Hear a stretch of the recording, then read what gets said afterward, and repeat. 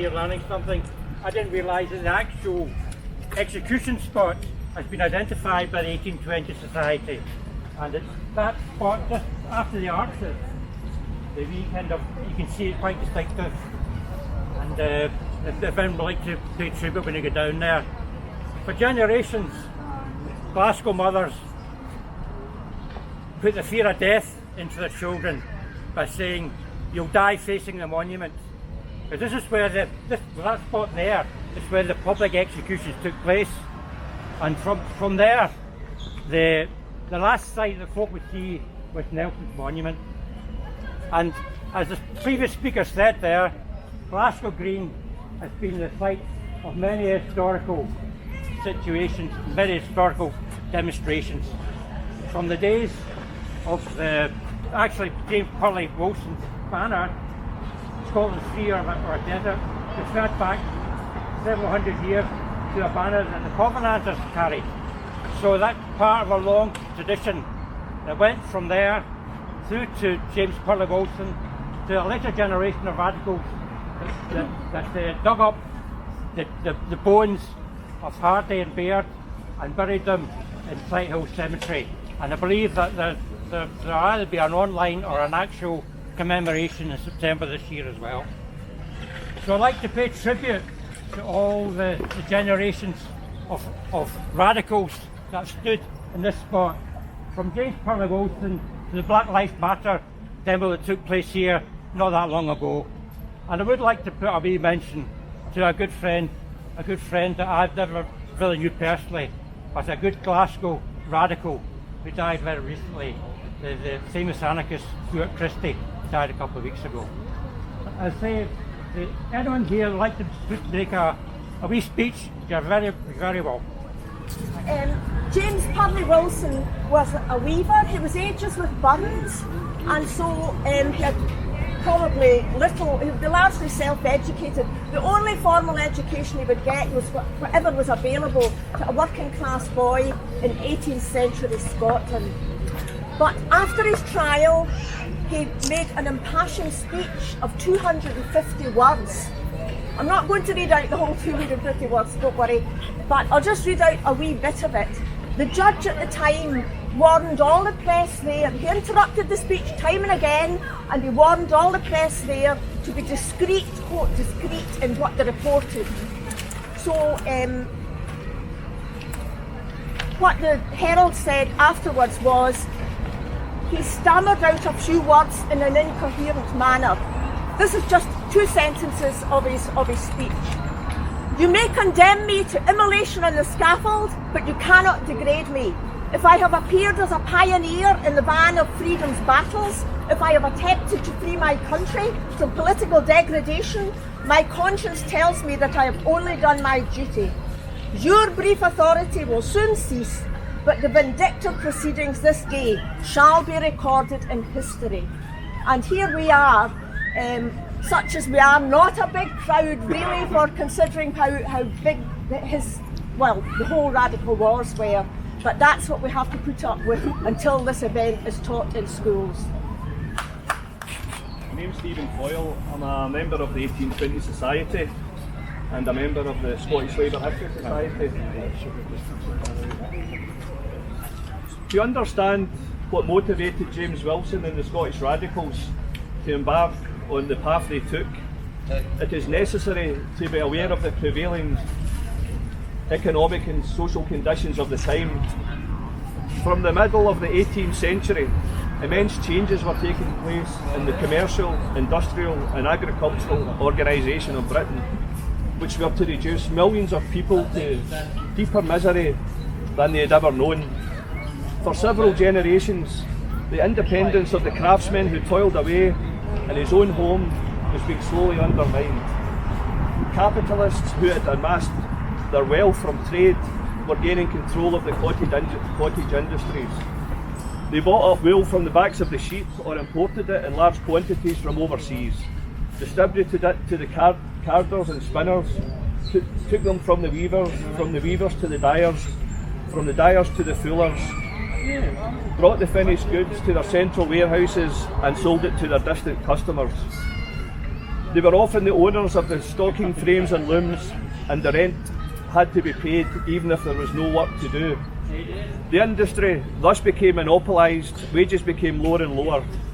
Dependence on markets overseas might be affected by wars, famine or policy, and led to trade cycles. There was much speculative production with its booms and slumps and its consequent periods of unemployment, with falling wages when work was available and starvation when it was not. Strathaven, which was the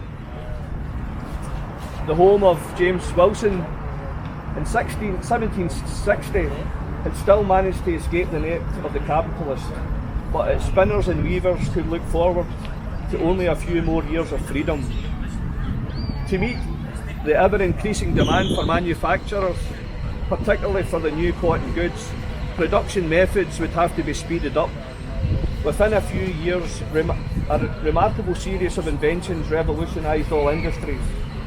The herding of workers into large buildings was a practice that had been developing, and as a result of new, bulky, expensive machinery, it was being herded into a rigid system. To operate the new machines was simplicity itself, the sort of job that could be done by a woman or child. Soon we see factories springing up, employing hundreds of children. If local labour was not available, there were innumerable pauper children in the workhouses. In most factories, the poor youngsters of any age from 5 to 21, and there are recorded instances of toddlers of 3 having to crawl under machines whilst they were in use to clear away the ooze, had to slave from 14 to 16 hours a day with a half day on Sunday in the overheated moist air without a break for a meal, and were not even allowed to sit. They were locked up for the few remaining hours in filthy, overcrowded, what were called prentice houses, where health and morals alike were degraded. If they should die from overwork, malnutrition or accident, they were surreptitiously buried in the backyard, and a fresh supply was obtained from the workhouses. Later, when public conscience was becoming disquieted, an inquiry into factory conditions was held, which revealed the appalling conditions that the workers were subjected to in the factories. Weavers held out against the new system longer than spinners, but at a dreadful price. The boys, we are told by the Strathaven parish minister in 1791, are stunted in growth and suffer from swellings about their legs, while the girls worked at the flowering of muslin are pale and sickly and subject to nervous complaint all their lives. Spinners could not compete in their homes with the sweated labour of the factories. Before long, starvation compelled the women and the free labour children, as they were called somewhat ironically, to take jobs in the factories for 2 or 3 shillings a week. In desperation, the craftsmen swarmed with their families to the new factory areas. Within a generation, picturesque hamlets had become ugly, disease-ridden industrial towns. Even the population doubled in a single generation. Glasgow, for example, was in 1760 a township of 28,000 population, yet by 1820 it was a congested industrial area of 147,000 souls. But what a price workers were paying for this so-called national prosperity. The poet Byron protested bitterly, "I have been in some of the most oppressed provinces of Turkey, but never under the most despotic of infidel governments did I behold such squalor and wretchedness. I have seen since my return in the very heart of a Christian country." The government was not unaware of this widespread distress, but it was composed of the very landowners who were destroying the peasants' cottages and robbing them of their land, and destroying the domestic workers' livelihood and robbing them of their freedom. As only the very wealthy landowners could become members of Parliament, the new prosperous merchants and factory owners, of whom the Pitts and Peels are the outstanding examples, had bought huge estates and were the most forceful influence in the parliaments of their time. In Glasgow there were only 33 electors, which was a borough corporation. As often as not, the MP was elected by the votes of 2 or 3 of his friends. The Sheriff of Bute got the writ, named the day and issued the precept for his own election. At the meeting he was the only freeholder present, so he voted himself to the chair, read himself the oaths against bribery, appointed himself clerk of the meeting, proposed himself as a candidate and declared himself elected. There being no secret ballot, the oath against bribery was a sacrilegious mockery, and blackmail, corruption of all sorts, and even force was prevalent. It is little wonder then that such despotism and injustice resulted in widespread discontent amongst the workers. I'm not going to comment on the life of James Wilson in the Scottish insurrection of 1820, as other speakers will cover him. All I will say is that the sufferings of Wilson and all of those other martyrs, many of whose names and sacrifices we do not even know, were certainly not in vain. They inspired subsequent generations of revolutionaries. The Scottish revolutionary movement adapted itself to suit the needs and conditions of the day, and while the original name was to change over time, the objective remained the same: to work for the betterment of the people of Scotland and all humanity, based on republican and egalitarian principles. Robert Burns' Scots Wahey was a clarion call to all oppressed nations to rise against tyranny, no matter what form it was to take. John Maclean gave a freedom call to the Scottish working class and his generation. Today, as we strive for the restoration of our national sovereignty, which is inextricably linked to the social and economic struggles, we must ensure that the sacrifice and aspirations of James Wilson and the Scottish radicals are accorded a proper place in history. Thank you.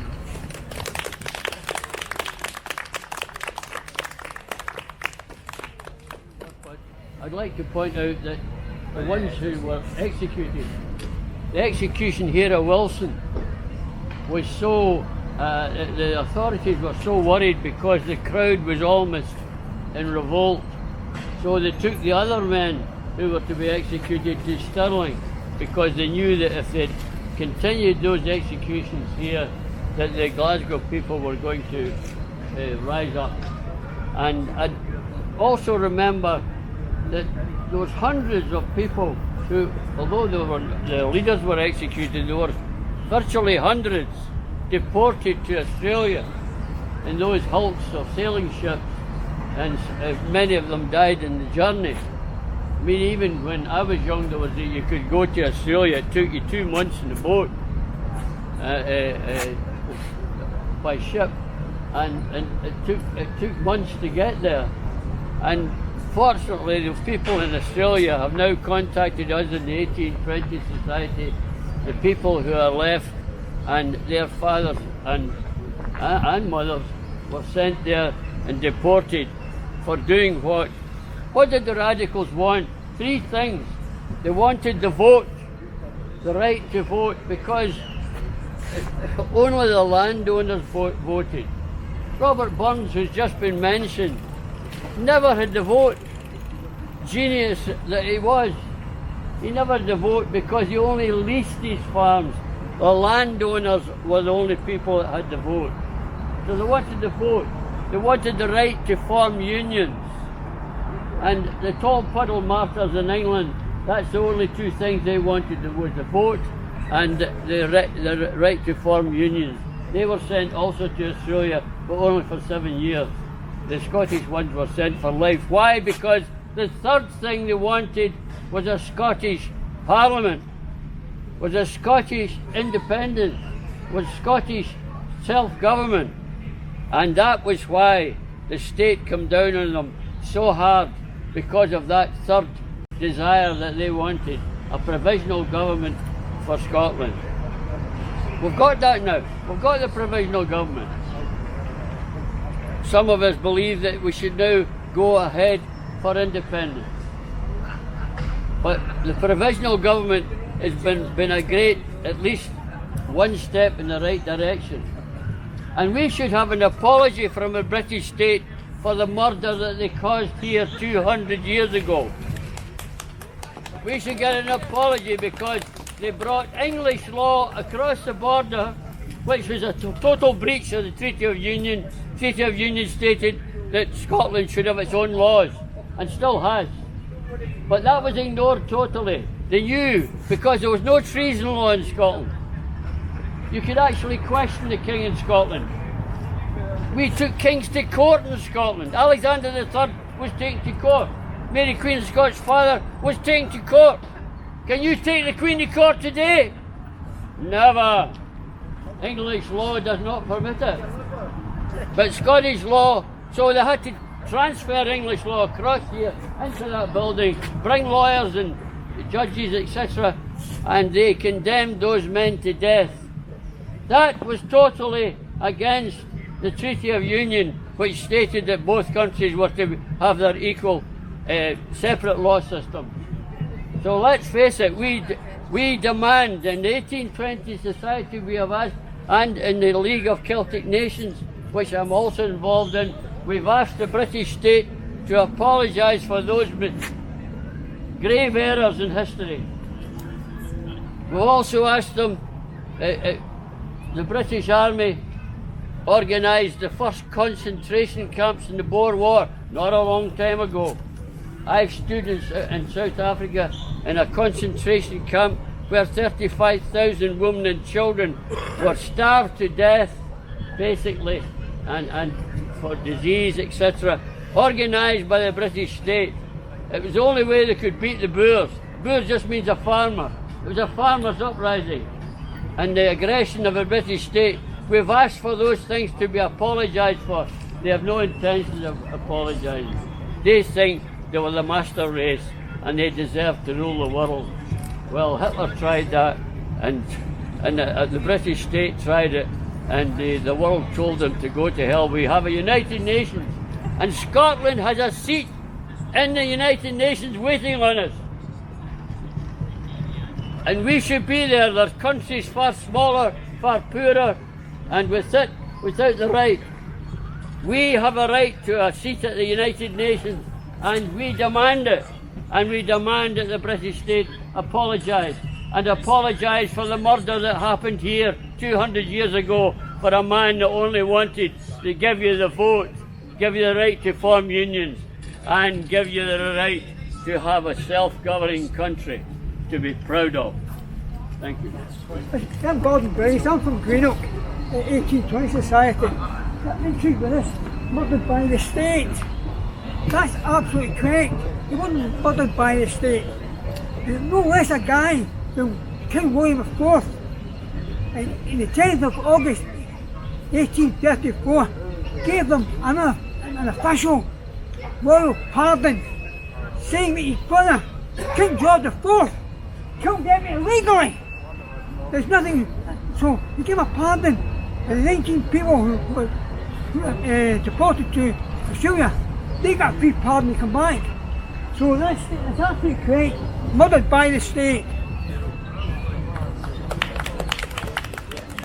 Well, I could say fellow aliens, you know, Scots at one time for almost 160 years. 162 years were declared aliens. The English Parliament passed a law declaring all Scots aliens, not to be traded with, spoken to, associated with, and this was in 1705, and then they had the cheek to, 2 years later, to organise the annexation treaty, which some people call a treaty of union. But they contradicted each other, and so therefore the Scottish delegation at the Treaty of Union said, listen, you'll have to repeal this law, the Alien Act, saying that nobody should trade with Scotsmen, nobody should speak to them, and so on and so forth. So the English delegation agreed, and that was the first lie. They never repealed that law, the Alien Act. So when this uprising and this execution took place, that law still applied to all Scotsmen, were not just foreigners, but aliens. And it eventually was repealed 162 years later, and only as a tidy up of official business in Parliament.